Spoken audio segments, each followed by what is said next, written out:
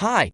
Hey everyone, welcome back to another Azion tutorial. Today, we're diving into the world of personal tokens and how they can supercharge your authentication process on the Azion platform. Personal tokens are a string of characters used to authenticate your user and access to certain interfaces and tools. You can create a long-lived authentication personal token to call Azion API or to execute commands in the command line interface. Now, let's walk through the process of creating a personal token.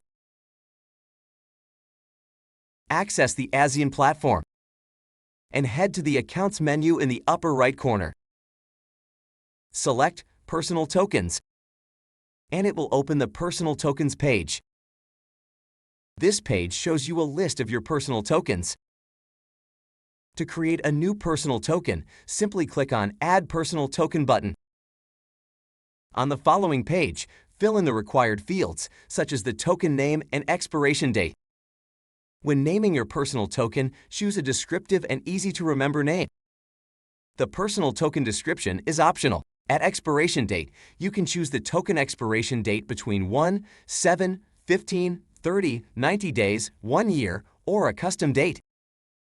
Now click on the Save button and click the Copy Token icon to copy your token. Your personal token is ready to use. You can only see your token when you first create it. The personal token's expiration date should be chosen according to your project needs and duration. For use with API and CLI, for example, you can create a long-lived authentication token for practicality, but you may have to be more careful and take extra security measures. You can create as many personal tokens as you like, but remember, treat your personal tokens like passwords. Avoid storing them in communication apps or shared machines. Instead, opt for locally saved files and keep them in a secure workspace.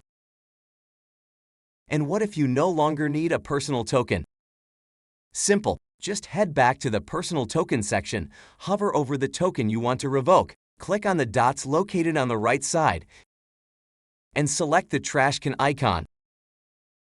Confirm deletion typing the word delete on the verification pop-up. And it's done. You'll see a message confirming the deletion of your token. And there you have it. Creating and revoking personal tokens on the Azure platform is a breeze. Remember to prioritize security and keep your tokens safe. If you have any questions, please reach out to our online documentation. You can find more detailed information about the product and its first steps on the reference documentation. Thank you for watching and move to the edge.